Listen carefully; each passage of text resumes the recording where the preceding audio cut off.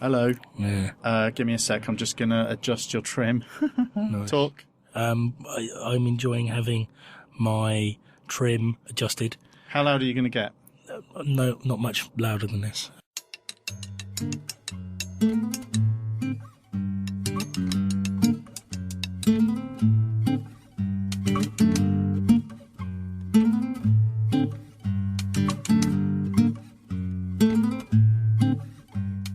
I was very jumpy when I was walking here.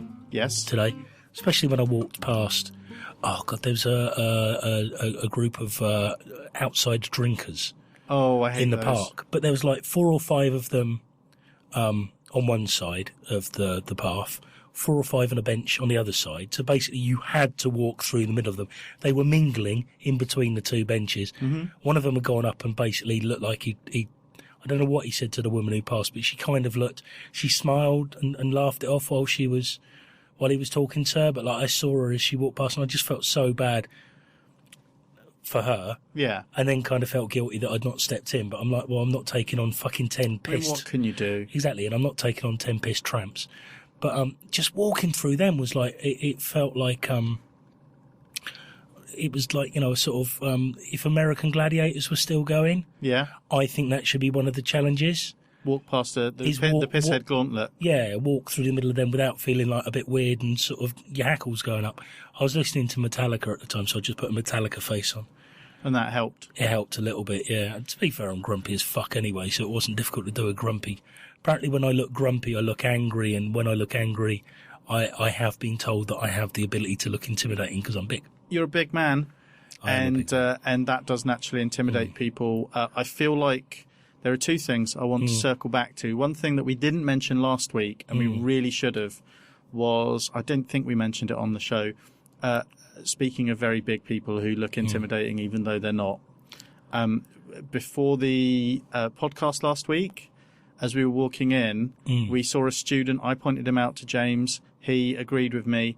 We saw a student who was the spitting image of dwarf David Wynn. Gimli Wynn. David Wynn is a friend of the show, I believe, still, and even now, after us talking about dwarf David Wynn, and it was one of those things that I saw it and immediately thought that's too spot on. It was Uncanny X-Men, wasn't it? Yeah, he must be. My immediate thought was he must be tapping into something uniquely David Wynn-y that is very personal to me. There's no way James is going to see this. Surely that's a comedy horse version of David Wynn-y, yeah. I was thinking there's no way James is going to see this, but I have to say something, which is really the basis of most of our podcasting lives. Is I share stuff that I don't expect James to understand, and then he does. Shouldn't you clarify that when you say dwarf, you mean like as in sort of Lord of the Rings, Tolkien style dwarf, not someone who has dwarfism? No, not like that. Yeah, like a mythical style dwarf, like Gimli. Literally, as if David Wynn's legs were cut off at the knees.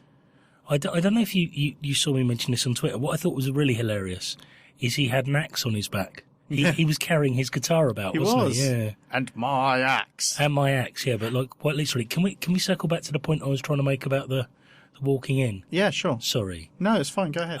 So I was walking in. I found that very intimidating. I didn't enjoy being out in public today. I found it very strange. It's lunchtime though. That's worth mentioning as well. And you've pointed this out. We had a little dance with one of the university students. Mm-hmm. I find it much easier to be confident here, where it's full of people in their late teens who are away from home for the first time, and a little bit nervous. Yeah. It's much easier to be confident in this environment. They literally are more scared of you than you are of them. They are like spiders. Yep. Yeah. Except I don't think spiders actually are more scared of you than you are of them. Well, all right. Spiders are more likely to have their fight or flight response triggered by you than you are of them. It's lunchtime. I agree with what you just said, but it's lunchtime. We are recording during the day for various reasons, one of which is I'm going to the cinema tonight. Oh, are you? What are you going to go see? I'm going to go see Luna, which is a film written and directed by Dave McKean, and he's doing down at the art house picture. Yep. He's doing a Q&A afterwards. He's doing a Q&A, so I'm going to that. So I want to... It's nice having friends who ask you to nice things like that. Did you want to go? I did. I can't afford it. Well, No, I can't afford to pay for you. I read about it the other day. It looks like it's going to be a really good event, and I don't expect to be. You never ask me to do things. Nick never asks me out. Oh my God! I do 2 podcasts with you. It's not enough. How much more do I need to do? We don't socialise. I mean, if I offered to take mobile recording equipment with us if we went out, would you then agree to go out with me? Possibly. And when I say go out, there will be no expectation of sex at the end. Okay. Well, unless you're going to do it. Okay, maybe. Let's talk about that afterwards. Sorry. We have normally we start recording at 5, and actually that means we start recording at 5:30. We have a hard out. Yes. Because normally we start recording. We're supposed to finish by about 6, half 6, and actually we normally finish at about half 6, 7. And today we have literally 10, 20, 35 minutes. Mm-hmm. So we can't do too many tangents. No. I'm going to try not to. Everything I've seen and done this morning has reminded me of a podcast I've listened to in the last week. So I'm not going to make a reference to Harmontown re-tangents. Mm-hmm. I'm not going to make a reference to 99% Invisible the curved edges in the toilet that we just went to. Despite the fact that's something they talked about this week. I enjoy how intensely uncomfortable that you seem to make the gentleman who came in after we'd already started weeing. You in the water closet, me at the urinal. I was having a conversation. And you were talking to me, and he came in, and he just looked so shifty and uncomfortable. I don't think he quite knew what he'd walked into. I think it made him dither between closet and urinal more than he chose closet because my manliness probably intimidated him or something. I think that the first person we did that to was John Romita Jr. And I think that we've been doing it. We've been doing it to other people ever since. John Romita Jr. John Romita Jr. The famous comic book artist, of course. Yes, for anyone who's listening who happens not to read comic books too. We can't afford to do too many tangents. Thinking about my wife, really, she doesn't read comic books. Oh, and she listens, doesn't she? She does. That was for her. Lots of things. This is going to be thematically on point. So, item number 1, I've got a list of items. We've talked about public drunkenness and students. Yeah. We record this at my employer. Mm-hmm. I'm not going to name the employer, but it's really easy to find out who it is based on what I'm about to say. This weekend, a young female student got her head stuck in a recycling, possibly the most prominent public recycling bin, bottle recycling bin in the city, like right in front of the civic centre, and had to be cut out. It's been speculated on that she was looking for more booze on a night out. That was something that some people said. I think it might have been a dare as well. I bet you can't get your head out of that if you stick it. I don't know. No, these things usually start as I bet you can't get your head in there. Yeah. And there's rarely sort of see through to the point where you're going to have to extract yourself from the situation. The thing is, compared to some of the things I've done when I'm drunk, that's relatively adventurous. But most of the things I've done when I'm drunk have involved falling asleep in places that are really dangerous or stupid or being they're just embarrassing and a bit desperate. I'll be honest with you. At that age, it wasn't necessarily me. A lot of hoo-ha has been made about it. The local media jumped on it immediately. Our beautifully conservative local newspaper obviously enjoyed it because it means they can highlight how feckless and dreadful the youth are today. Yes. But to be honest with you, at that age, certainly not necessarily me, but many of my friends, low-level criminal damage really was generally the... Yeah, I think what she did was quite clever in that she got the fire service to destroy public property rather than her doing it. I mean, at one time I remember having a friend who had a friend who pretty much snapped the aerial off pretty much every car in our estate. You're such a bad person. You gave a little sideways It definitely wasn't me. I was just trying to detach. Was it Nicola? No, I was trying to remove myself. I'll be honest with you. It honestly wasn't me. The reason he used to break the arrows, they were the metal telescoping ones on most cars at the time. The reason he used to snap them off cars is because he'd use them as the pipes in homemade bongs. Oh, of course. Yeah. Of course, that'll be it. The thing I wanted to say about her, because this is already old news kind of by the weekend, is I kind of feel like, and admittedly this is entirely through barely suppressed giggles on my part, I feel like maybe her actual full name. She has been outed in the national media. Yeah, all fully shamed. As one of our students here at this university, rather than the other university that Southampton has.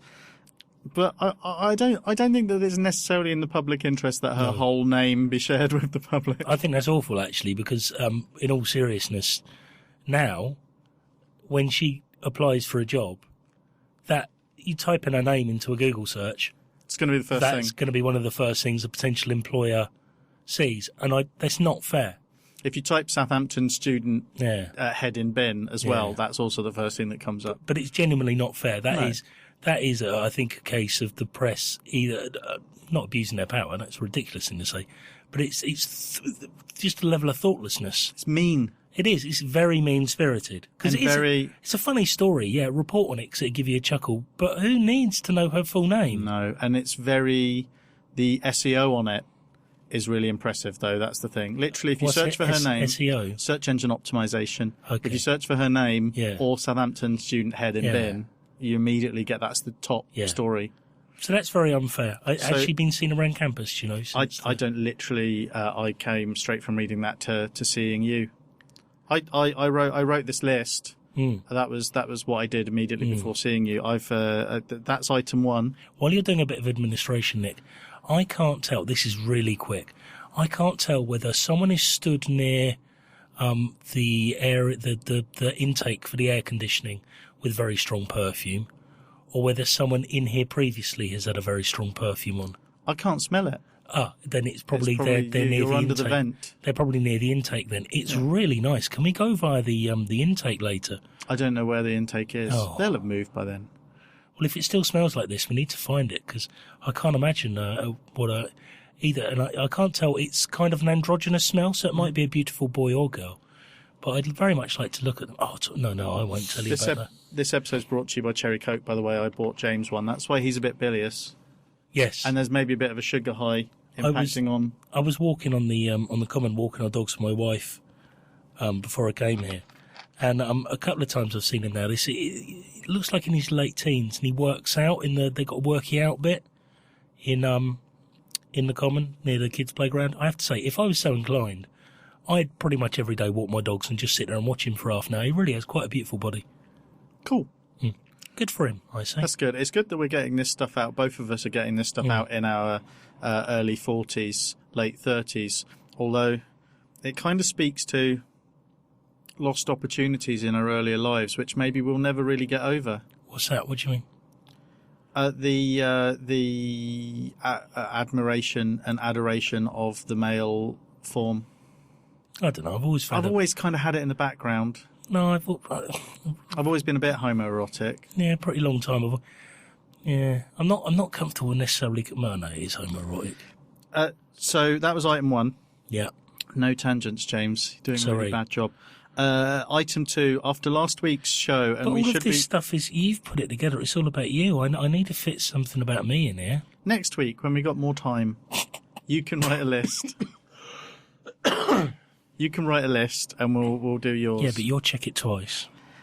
Right. So it's all important stuff. It wouldn't take so long, you see, if it wasn't for me. Are you going to take your? Welcome to One Grown Man. Are you going to write the address of the podcast, and then next time you see the guy on the common, you're going to go and take it over and say, "Look, you might be interested in listening to this. Is this supposed to be your love letter to the guy down on the common?" I don't think you understand the complexity of my feelings about this.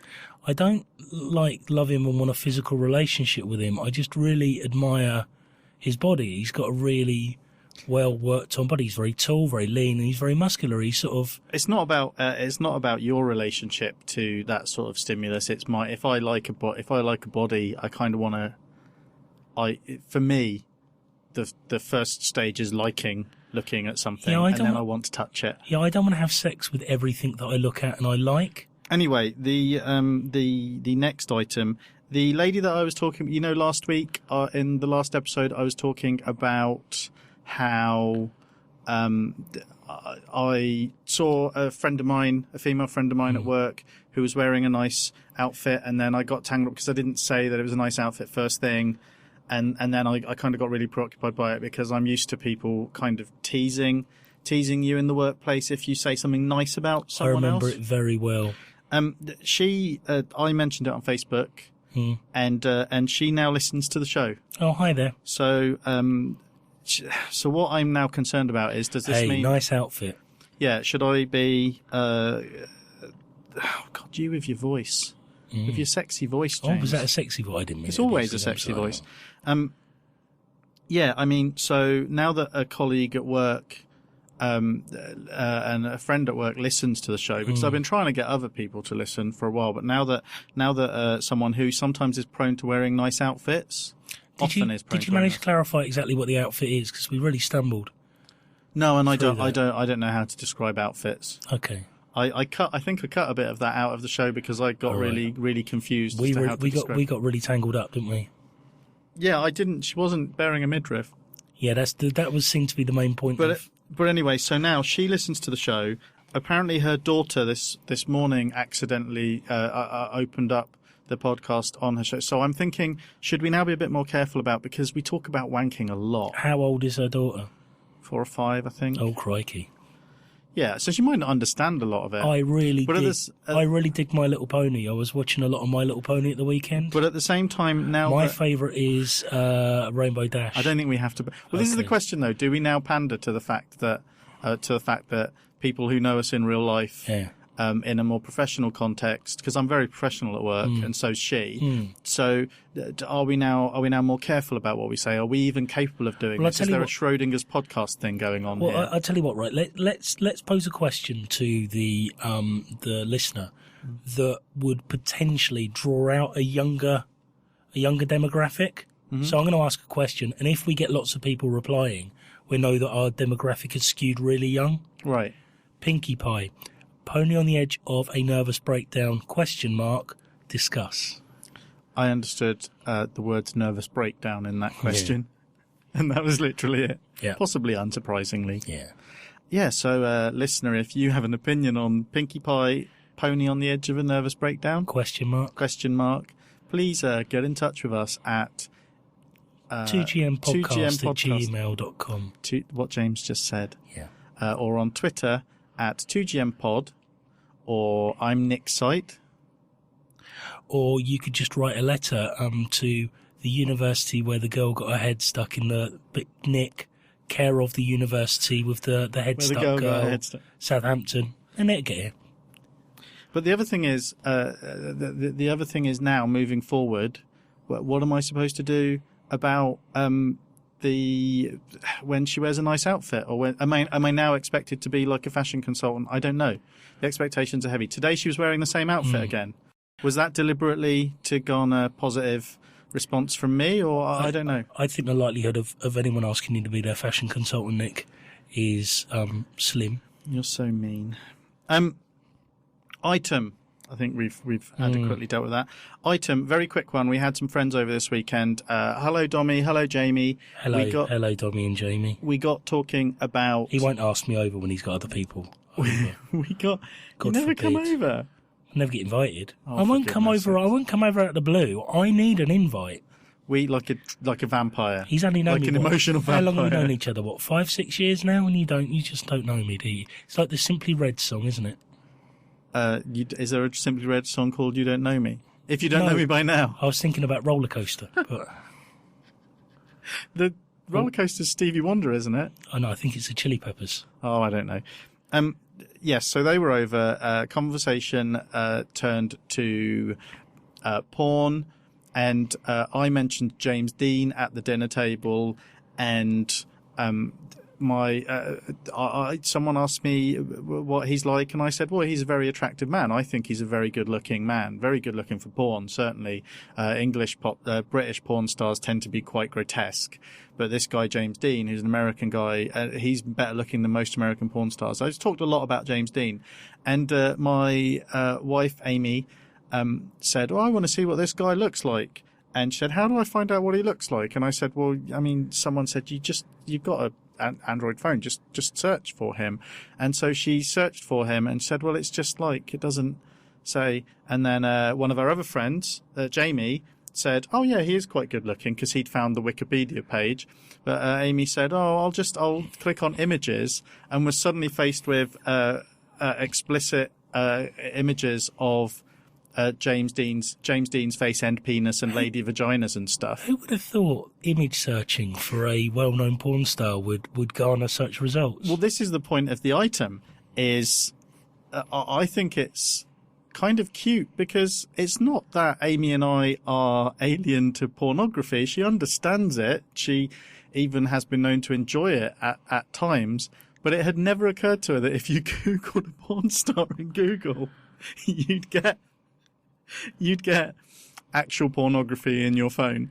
And she was so amazed and amused and enlivened by this that we had the surreal moment where Amy was like, look, Dommy, look, there's loads of cocks on my phone, which was a very surreal moment.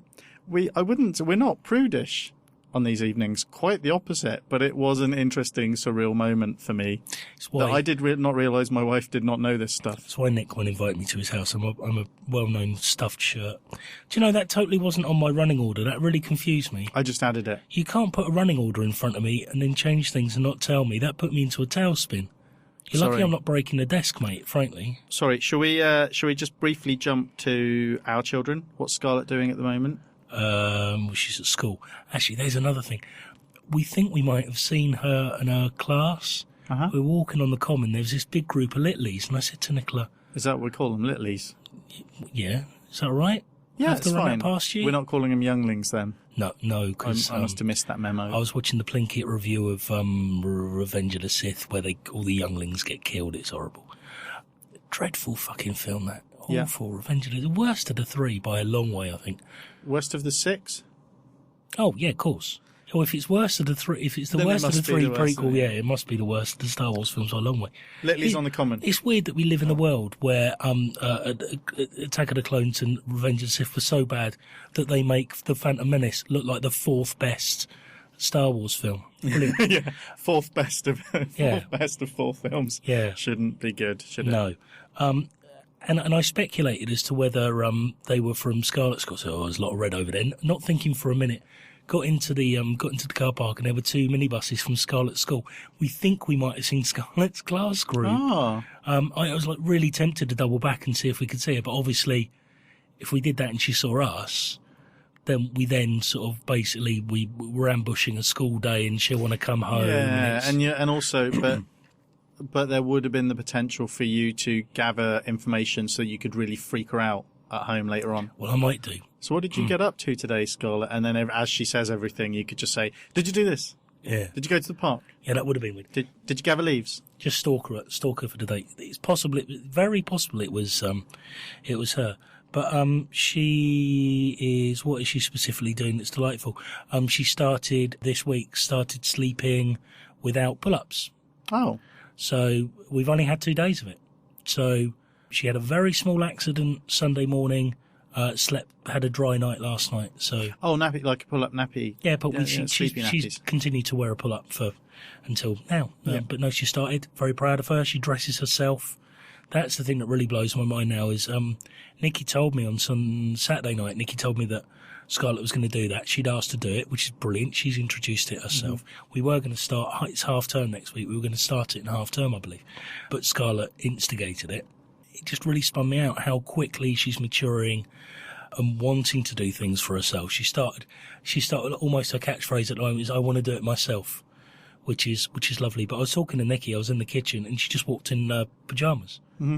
She'd taken it on herself to get changed, which is just, she needs emotional support. She needs financial support from us at the moment. There's certain things that she can't do for herself, but there's very little now that she isn't self-sufficient with. That's quite in cool. terms of like day to day. She's sort of incredibly low maintenance now, apart from the emotional and financial burden. How redundant are you feeling? At the moment? Do you mean with Scarlett or just in general? Yeah. Feeling like I'm redundant at the moment, yeah. No, not at all, because to be fair, emotion is probably, one of my key areas. I'm positive or negative, I do emotions. Yes. Yes, you do. Too fucking many of them. I love it. Well, I don't love it when you're in pain, but I love it when you're happy. Yeah. You're not very happy very often, then, are you? No.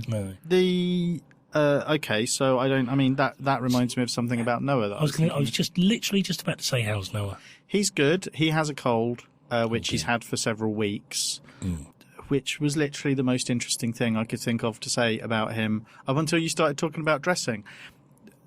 Every time I help Noah get dressed, I'm amazed by one thing that I really didn't expect from a baby was, and I don't know if all babies are like this, but how early they start helping you put their clothes on. Yeah. With Noah, it was like unnervingly early, but at a time when we were it was suggested to us we'd have to do everything, like when he was about 2 months old. Wow. He was already helping. When you gave him the armhole on a top or something, he'd know to find the, and I still struggle with that sometimes with long sleeve top. You know what that means, don't you? He's probably a genius. I think it means, I think it's the metric for socializing ability or something. I think I would have thought it was a dexterity thing, but apparently the awareness to help you when you're trying to do something like that means that he's quite socially capable for his age. The way you've spoken about that, it sounds like you're child rearing along the crystal maze path of, I'll take a dexterity challenge, please. Oh no, I'm definitely looking at what points he has in each skill area. Yeah. And dexterity's quite good, but socialising's quite good as well. Don't send him into the crystal dome at the end, though. I don't think he's going to waste that. Not at this point, no. If you've got dexterity, then you will be very good at. That's really good for certain life skills that are going to become important to him soon, I think. But if he wants to be a gymnast, yes, and if you have lots of points in socialising, though, then you can convince other people to do stuff for you, which is also quite useful. Okay, so yeah, well, to be fair, I mean, he's your son. He'll probably be quite manipulative. This is almost like we're on rails though, because the next item. Oh, just quickly though, he keeps bumping his head. Yesterday we had a moment where he deliberately, as I was walking him through a doorway, I was holding him, and we were walking through a doorway. He deliberately flexed himself so that the side of his head hit the door frame. Brilliant. They're all right with that though, aren't they? They can bang their heads quite a lot. As long as there's recovery time in between, because secondary concussion's the really dangerous one. Right. Okay. We'll keep an eye on that. Make a note of that. So what I've written here is after a conversation I had this morning with someone. Which reminded me of the road again. How much should we, bearing in mind the state of everything, banks and economy are probably going to collapse properly soon. We're running out of fuel and everything, although it's probably at least 200 years before the species just has no more future on this planet, really. How much should we be preparing our children for a post-apocalypse? You and I specifically, Scarlett. And I know we've talked about this a little bit before, but in terms of what life skills should we give them? So if Noah's good at dexterity, he might be good with a bow and arrow, which would be quite a useful skill. I might just take her around Southampton and show her good points to suicide. Yeah? You see, you're like, that's Amy's. Whenever we're watching, it's got to be the Itching Bridge, isn't it? I'm sure, well, I don't know, because quite often there's just very deep mud at the bottom of it. Still kill you. Yeah, but slowly. Like you'll land in it and then No, the impact to still kill you. Will it? Okay. Will it? Yeah. Okay, good. I'll bear that in mind. You need to watch more Mythbusters. You should see the impact from a falling body. It's once you hit the ground, you're going, mate. Whenever Amy and I watch a horror film or anything with lots of peril in, where someone is in a difficult situation, say a zombie apocalypse, or just if they've been kidnapped and stuck in a room with someone else, or like the Saw films or something like that, we can gauge or trapped in a job they don't care for. Yeah, we can gauge. Yeah, we can gauge how bad the situation is by the point at which Amy says, I would have killed myself by now. Yeah. It's she doesn't, in my case, I'd always be like, let's see how far we can take this. How good would I be at dispatching zombies, or how soon would I stoop to cannibalism, and how willing would I be to choke the life out of a scavenger who came into my area if they didn't have any weapons, and she's immediately like, "Oh, I'd have killed myself before we even got to that point." It depends. At the end of the day, in a post-apocalyptic world, Darwinian rules will apply. It will be the survival of the fittest. Yeah. So unless you are a particularly fine specimen and in great health, you're fucked. So, if Scarlett's going to be anything like me, suiciding will probably be the best thing you can do in terms of perpetuating the species. Because in a world where it's survival of the fittest, I mean, to be fair with you, mate, the fact that I won't be able to get hold of my prescription in a post-apocalyptic world means I'm probably going to off myself anyway, because I'm taking blood pressure medication.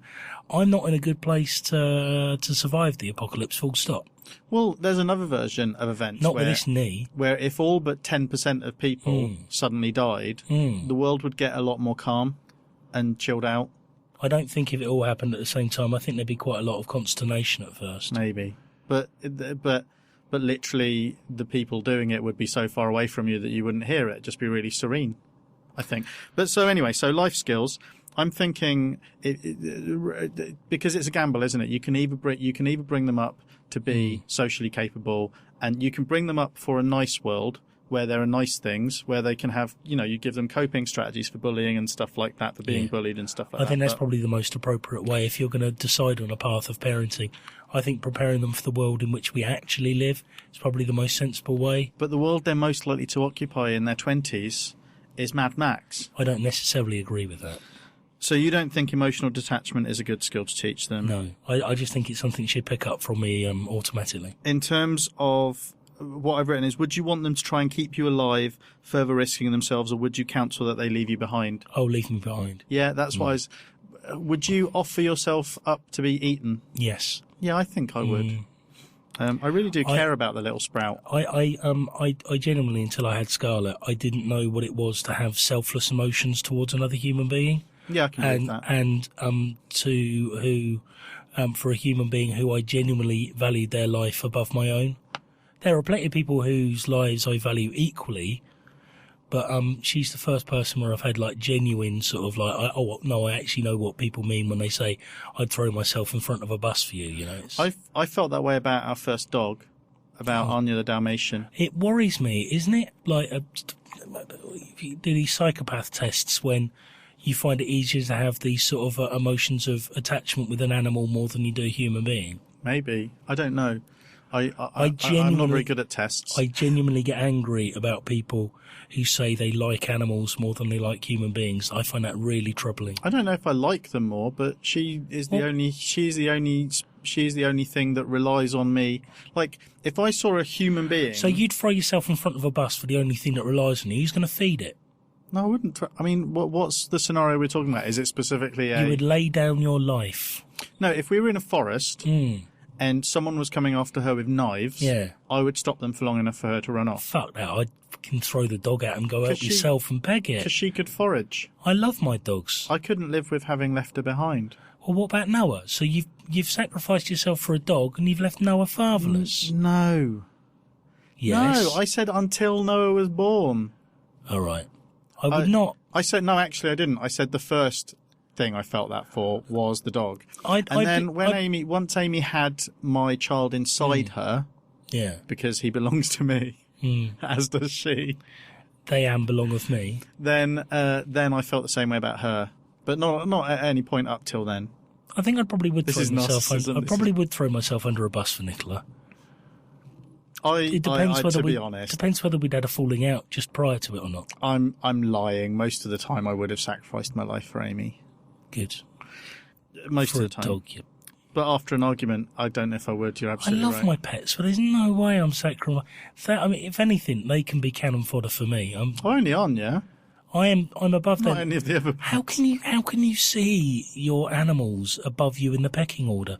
You're being all wrong about being a dog owner. I am the alpha it's the only place in the world I'm an alpha, but in my pack, I'm an alpha. Isn't that a form of responsibility though? It is, but like my responsibility is to the whole pack, not an individual bloody dog. So I'm not going to sacrifice my life for one of them because I need to be there for all of them. Well, at the time that I got Anya, it was just her and me, and I wasn't feeling very great about myself. I would not have survived that time if I didn't have a doggy to cuddle. So maybe you're just talking from a point of privilege. Yeah, I am. I've got where the dogs have always been disposable. I've got massive dog disposable privilege. If one gets a bit ill or something, you can just write it off, get another one. Don't. One of ours has got a poorly leg at the moment. She needs to go to the vet. It's really worrying me. We bumped into some friends of mine that I hadn't seen in a really long time. An ex of mine. No, we're talking about my dogs now. No, this is relevant. An ex of mine and her husband and their daughter. And my Did ex you look at them thinking, shit, that could have been us? No, my ex that is a pastime I do a lot on Facebook with ex-girlfriends, but generally I'm like, wow, they had a lucky escape. Look at their life, it's lovely. It wouldn't have been like that with me. Do you get really disappointed when they've turned into the sort of people that do family newsletters at Christmas? None of them do. I remember when I was a kid, this is a really quick aside, remember when I was a kid... You don't know how to do those. Because you keep interrupting. Let me flow. Let me flow, and I promise this will be over in under a minute. When I was a kid, my dad worked with a lady called June, and she was just the coolest person in the world. She was a punk. She rode a motorcycle. She was in her early 20s at the time, and I just adored her. I was about 4 or 5 at the time, and she'd come round once a week for a spig, a bit like Auntie Jane does with Scarlett, but she'd come round for a spig. I think Jane's not a punk and doesn't ride a motorbike, but she'd come round once a week, and I absolutely adored her. After my dad died in 99, because we lost touch with her. So after my dad died in 99, we got in touch with her and she commiserated with us. But I was absolutely devastated to find that she'd become one of those people who had this really middle-class life and did the newsletters at Christmas. I was crestfallen, to say the least. Because that's the worst crime someone is capable of. Yeah, that's exactly what I said. Newsletters are nice. Have you ever considered getting a job in the tabloid media? Newsletters are nice. What's wrong with them? Why do you hate people who do them? I find them. And apologies if anyone's listening who does them. I just find them irritatingly twee. I wish I could be organised enough to do them. If I'm that, matching outfit photos and stuff like that. If I'm that invested in your family, I already know all of the facts in your newsletter. If I'm not that invested in your family, if we're not that close, I don't fucking care. You know, we've all got, but any more than the person writing the newsletter gives a flying shit about my life, and why should they, you know? Okay, I understand. Let's live in a cold, harsh world where no one's ever nice to each other.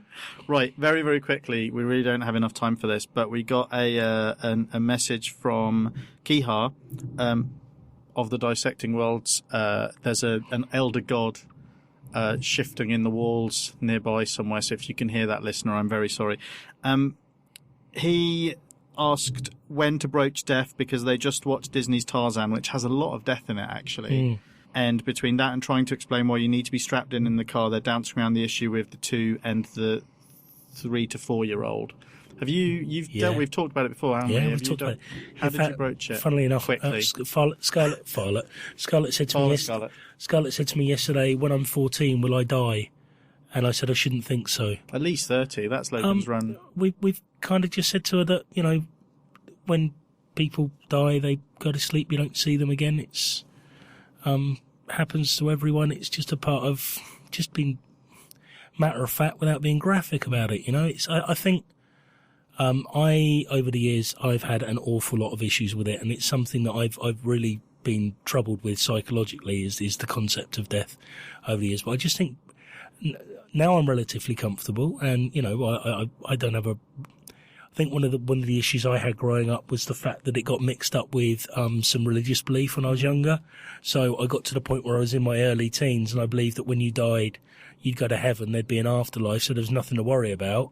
And then I became an atheist or an agnostic in my early teens, and all of a sudden it's sort of then death seems like this huge, gaping, terrifying chasm that you're going to fall into of nothingness. Whereas, like, I think I've got a reasonably sort of a clear idea of how I feel about that sort of thing. So, yeah, we've just tried to be straight with Scarlett. I can't remember when the subject was first broached, but she was very young.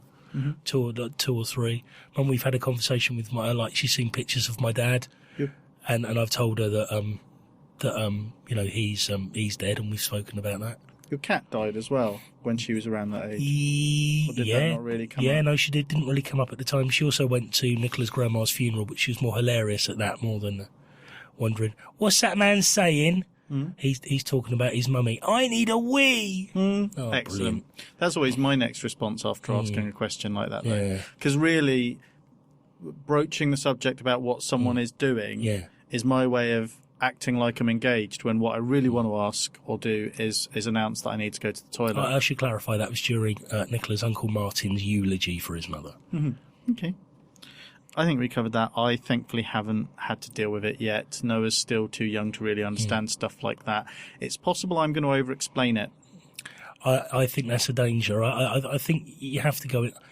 I'm going to say what some people say. My opinion is honest, open, but not harsh. I think I'll say, some people say that you just go to sleep and then never wake up. Yeah. But it's nice, though. Not as terrifying as that sounds. But other people say a man comes out from under your bed and takes you to the Netherland. And then some people believe that you need to be cremated. Some people believe there's a wheel that you're on, and if you're a bad person, you come back as a worm. Actually, I have mentioned the whole thing about you go and you become like part of the wider universe and stuff, and sort of said you go to sleep and then your body goes back and becomes part of the universe and so forth. So it's the thing of it is, listening to all of this, it all sounds good, except that if someone is predisposed to be overly imaginative or a bit neurotic or a bit upset, there are horrors in every single thing you can tell them. There isn't 100% reassuring way of putting it. No, because death's horrific and terrifying. So, but it is something that we all have to cope with. I think, personally speaking, that you need to broach it as soon as it's mentioned, and I think you need to counsel them in the way within the bubble of the belief system that they're going to be brought up in. Final item: we are not talking about Gamergate. That is literally all we can say about it because we're out of time. It's loathsome. I did watch. You're so annoyed. You're going to edit that out, aren't you? No. I'm allowed an opinion. Yeah, well, everyone's allowed an opinion. Apparently, that's the problem. Yeah. Everybody thinks they're not allowed an opinion, and everybody keeps voicing their opinions. I'm not angry at you. It's why are just you oppressing me? It's just specifically my notes were about how both sides of it are tedious. Why are you oppressing me? And maybe people need to get a fucking grip. Because of my biases, I find one side more tedious than the other. I'm aware that it's because of my biases. I'm just gonna. Okay, right. No, we can't do this. No, we don't. No, we don't. No, la. We have to. No, we don't. We do because it's important. What's going to change? What's going to change if we do it? Nothing. That's what. It's gonna fester inside me, and I'm gonna be very upset. What harm can come from things festering inside you? Well, this is exactly my point. Right. So what I've written. Right. Okay. These are very concise notes. You should just read out what you've written and leave it at that. I read an article about the parents of Gamergaters. It was a huge wasted opportunity. It was interesting to begin with because it was like these people saying, "Oh, I overheard my son talking to someone about Gamergate, and he's not a misogynist, and he doesn't like the fact that people are getting threatened and stuff, but he does feel like the media is biased, and I don't know how to deal with it." And so the first part of the article was interesting. I thought that was indicative of deeper issues in the way people discuss things in public and how people deal with it when their kid believes something they disagree with. But then the second part of it was all about how funny and hilarious and embarrassing it is that Gamergaters are so awful, which didn't live up to the promise of the beginning of the thing, because there's an important conversation, which is a kind of a two grown men conversation to have about what happens when your child comes home and believes stuff that you don't believe in. Really. You should put a pin in that because Scarlett was inadvertently racist during the week. So. Yep, we definitely talk about that next week. I'm sad we didn't today. I only just remembered it. Being moderate, the thing I've discovered, being moderate about it seems to irritate people. The people have got really defensive, usually about stuff I haven't even mentioned. If I suggest that possibly the people who are anti-Gamergate are a bit smug and reductive about the way they're dealing with it. Sexist. Or misogynistic or whatever, people are horrible. No, I'm calling you a sexist. Yeah, exactly. You're playing into what I'm saying. Yeah. But at the same time, I'm using humour. At the same time, the fact that I've been relatively even-handed when I've talked about it seems to have wound people who are obviously pro-Gamergate up as well. Misandrist.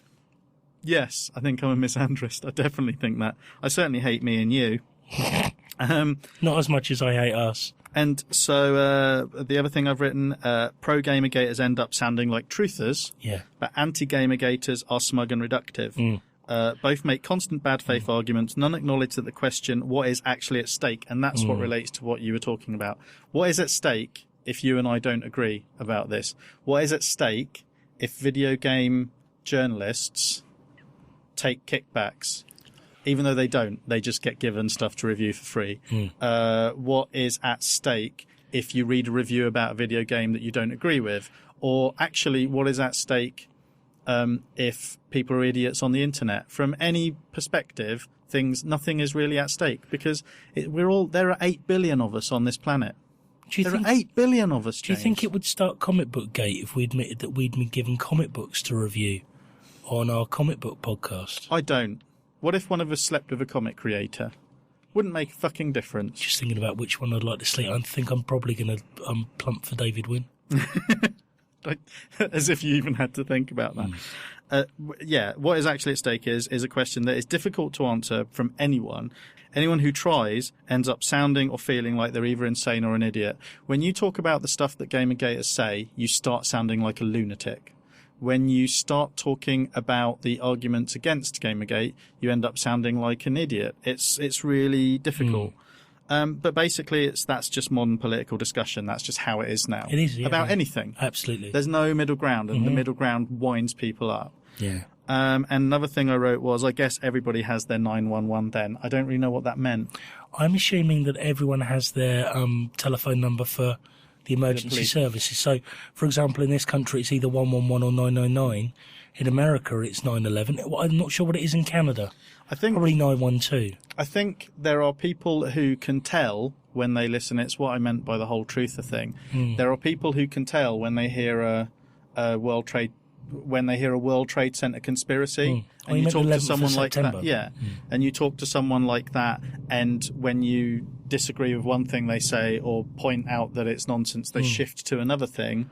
Yeah, people are doing that. About this. Yeah, they're so horribly entrenched in their own views that there is nothing. It's a bit like the Today programme, where basically, when they have debates, they just get two very angry people from polar opposite sides of the argument and have them. Oh God, what was I listening to today? It was ridiculous. There was no need for a bun fight, and there was 5 minutes of discussion. It was about, Jesus Christ. Really, really, really, really quickly, I promise you. It was about bloody regulation on insurance comparison sites, but I had two people from polar opposite sides, and in 5 minutes I learned nothing about the issues whatsoever. And on that bombshell, listener, I've got to go. Bye-bye. I should have been back with us. I think there's a student on a motorbike about to come into from the sounds of things. Bye-bye. Bye-bye. Bye-bye, James. Bye-bye. Bye-bye. Bye.